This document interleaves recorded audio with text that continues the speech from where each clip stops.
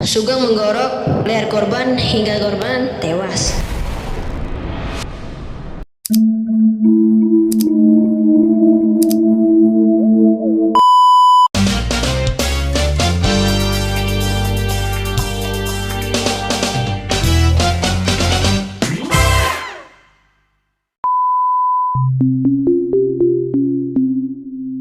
Halo Jenavers, welcome to our podcast. Dengan saya di sini Jenny, Saya Najwa. Di sini kita kedatangan tamu yaitu teman kita sendiri. yaitu Laskar dan Fasya. Halo. Jadi hari ini kita bakalan ngebahas salah satu kasus yang pernah terjadi di Pasar Besar Malang. Peristiwa ini bakal diceritain sama Fasya dan Laskar. Jadi, pada tahun 2019, warga Malang heboh dengan adanya kasus mutilasi yang dilakukan oleh Sugeng. Dia memotong tubuh korban menggunakan gunting dan kemudian menandai beberapa potongan tubuh dengan nama Sugeng. Sugeng Santoso, usia 50 tahun, menjadi tersangka atas kasus mutilasi yang terjadi di Pasar Besar.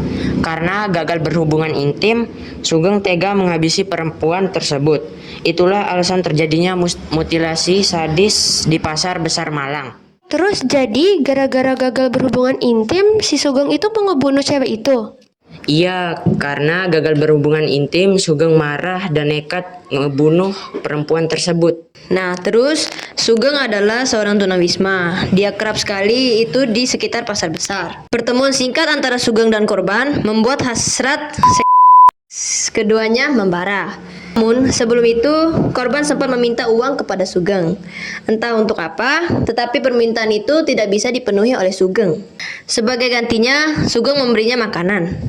Setelah makan, mereka lanjut bermesrahan lagi karena hasrat nafsu Sugeng yang sudah tidak bisa ditahan lagi.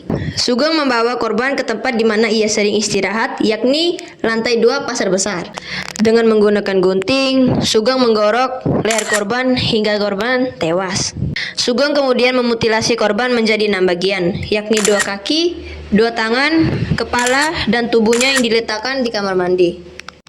Di kaki korban, selain bertuliskan nama Sugeng, juga terdapat tulisan yakni Wahyu yang kuterima dari gereja Comboran, ketemu dengan Yesus dan kerabatnya.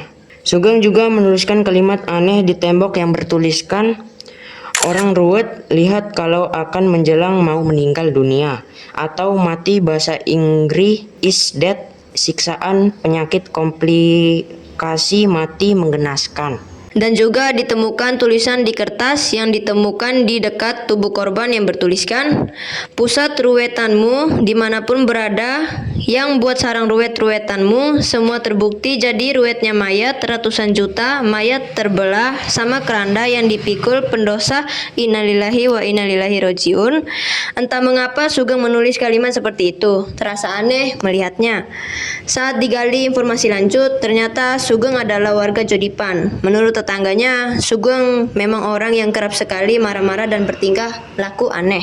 Bahkan sebelum adanya kasus mutilasi ini, Sugeng pernah melakukan tindakan sadis yakni memotong lidah sang kekasih. Tetap waspada dan selalu hati-hati dimanapun kita berada. Sugeng sebenarnya orangnya kayak gimana sih? Kok jahat banget? Menurut pengakuan tetangga Sugeng dan mantan RW yang dulu sempat menjabat, Sugeng ini memang terkenal aneh dan emosian. Mereka berasumsi kalau dia mendalami sebuah ilmu namun gagal, hingga membuat dirinya bersikap aneh. Sebelum ada kasus mutilasi ini, apakah ada kasus lain sih yang pernah dilakukan? Dulu pernah juga dia dipenjara sebelum kasus mutilasi ini. Kasusnya juga nggak kalah menakutkan. Dia diduga menjadi pelaku kasus mengerikan, yaitu Sugeng pernah memotong lidah perempuan. Sangat amat terkejut sih. Dan Sugeng juga sempat saat itu hampir membakar rumah tetangganya tanpa alasan yang jelas. Memang sudah bukan rahasia lagi untuk tetangga Sugeng. Menurut penuturan mereka, satu keluarga memang memiliki sifat yang aneh. Setelah kejadian mutilasi, keluarga Sugeng sudah tidak diketahui lagi. Mereka pindah dan entah berada di mana. Berarti si Sugeng ini ada kelainan jiwanya ya? Kok bisa dia ngelakuin hal begitu? Antara iya atau enggaknya sih. Soalnya baru juga pertama kali ketemu kasus yang gila seperti ini. Apa sih tanggapan kamu melihat sikapnya Sugeng ini? Miris sih, hanya karena keinginannya tidak dikabulkan, dia tega membunuh dan memutilasi korban tersebut. Oke, saya bertanya lagi ya. Menurut kalian gimana sih tanggapan kalian mengenai kasus yang kita bahas tadi? Kalau menurut saya sih kayaknya Sugeng itu punya kelainan gitu, karena nggak mungkin manusia normal tuh bakal ngelakuin hal tersebut. Kan manusia normal itu pasti punya pemikiran akal yang sehat kan, nggak mungkin dia ngelakuin hal kayak gitu. Aduh, serem banget. Menurut saya kasus ini gila sih, karena kita juga sebagai perempuan kan harus bisa jaga diri dan kita jangan mudah lah untuk kenalan sama cowok, apalagi kita kan gak tahu latar belakang cowok itu kayak gimana. Dari cerita itu aja kita bisa tahu bahwa baru kenal aja itu udah sampai dipotong jadi 6 bagian pakai gunting lagi. Gimana tuh? Makanya ya jaga diri aja sih sebenarnya. Setelah ini emangnya dia nggak ada masuk penjara gitu, apalagi dia kan habis motong perempuan atau memutilasi perempuan loh.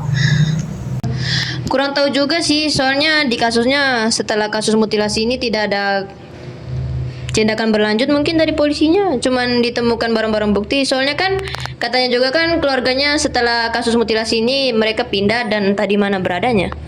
Jadi sebelum kasus mutilasi ini aja baru ditindakin. Setelah kasus mutilasi ini enggak. Kayaknya memang polisinya kewalahan deh buat cari keluarganya si Sugeng ini karena mereka sudah pindah dan entah berada di mana gitu. Terus keadaan bapaknya Sugeng, karena katanya bapaknya juga dipukul sama Sugeng, itu kayak gimana keadaan sekarang bapaknya? Kurang tahu juga sih sama keadaan bapaknya itu. Soalnya memang gak ada ditulis di kasusnya gitu. Sebenarnya gimana ya kalau memang warga itu udah tahu kalau dan curiga si Sugeng ini ada ilmu-ilmu gitu, sebenarnya apa ditindaklanjuti sih, karena bakal berdampak ke orang lain. Kayak baru kenal aja dia udah berani kayak gitu, gimana kalau nggak ada tindak lanjut lagi setelah ini?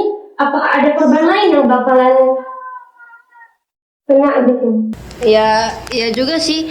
Sebenarnya sebelum kasusnya itu terjadi, warga dan RT RW-nya juga sih sudah menindaklanjuti sih mereka. Terus kayak apa namanya gitu loh, melakukan tindakan untuk si Sugeng ini dan melakukan pos ronda gitu. Siapa tahu Sugeng sebelum kasus-kasus itu memang sudah bermasalah gitu untuk menyakiti orang lain, untuk menyiksa orang lain gitu.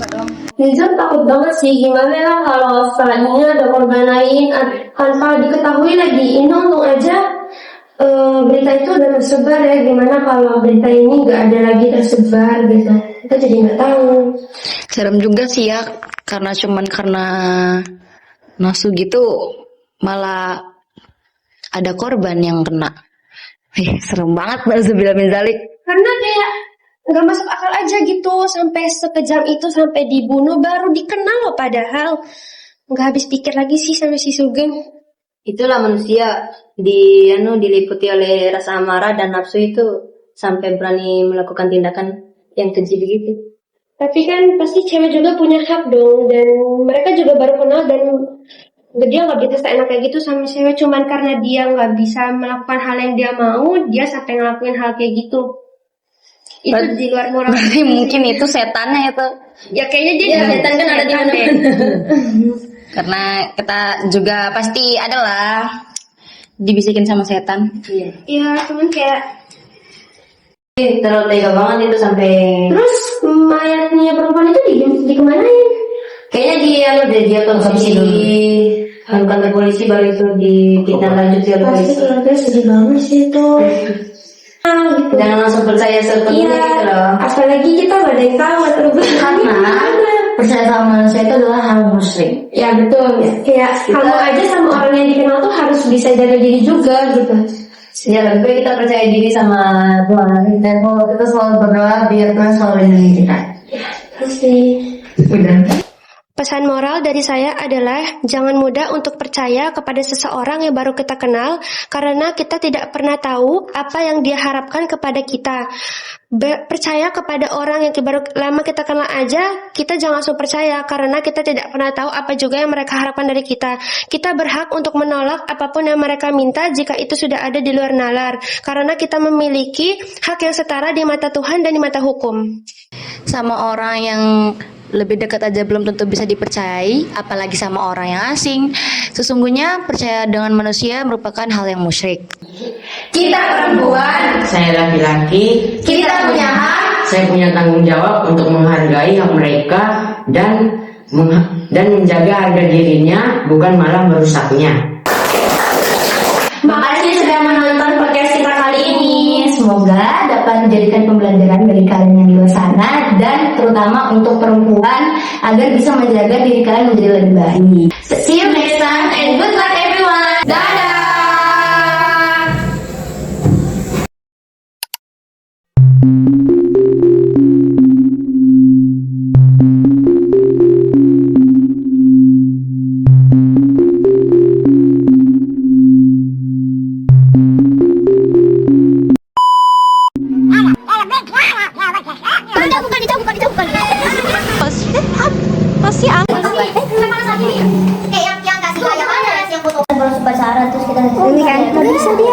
Assalamualaikum, izin tidak datang les pak.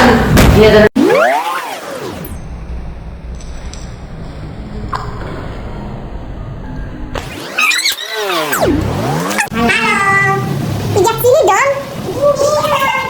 Kamu halo ya Jenny.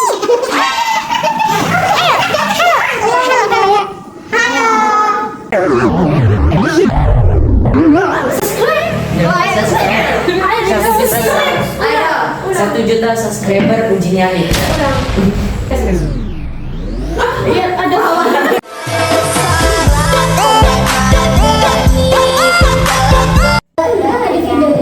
Kita perempuan, saya laki-laki. Kita punya hak. Saya punya tanggung jawab yang harus.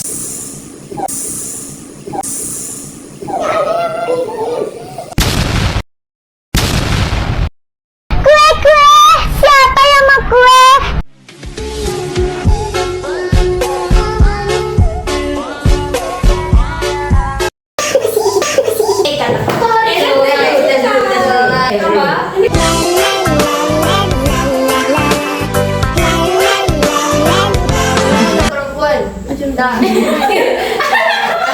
Saya laki-laki.